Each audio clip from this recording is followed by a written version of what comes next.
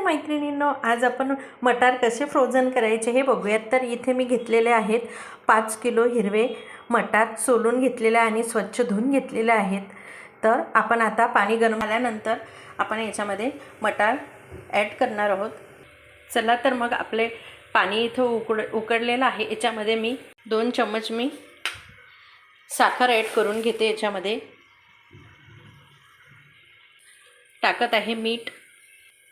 पाण्याला छान उकळी आलेली आहे। आता आपण हे सर्व मटार याच्यामध्ये टाकून देऊया। 5 किलो मटार आहेत, तर मी 2 वेळा बॉईल करणार आहे।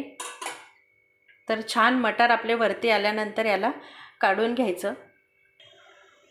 तुम्ही बघू शकाल मटार कसे वरती आलेले आहेत, तर ते आपण काढून घेऊया।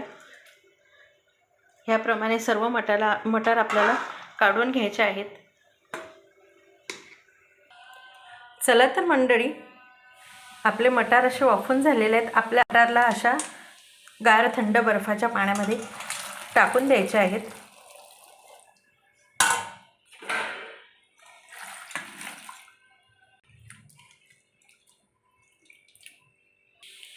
आणि आपल्याला लगेच 2 बर्फाच्या पाण्यातून आपल्याला काढून घ्यायचे आहेत सर्व मटार।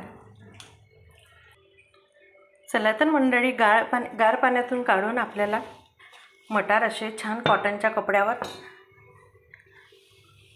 सुकवून घ्यायचे। सुकू घालून आपल्याला याला स्टोर करायचे, फ्रीजमध्ये स्टोर करायचे। आपण सर्व मटार याप्रमाणे बर्फाच्या पाण्यातून काढून छान कॉटनच्या कपड्यावर झिपलॉक बॅगमध्ये किंवा टाईट कंटेनरमध्ये फ्रीजमध्ये स्टोर करणार आहोत।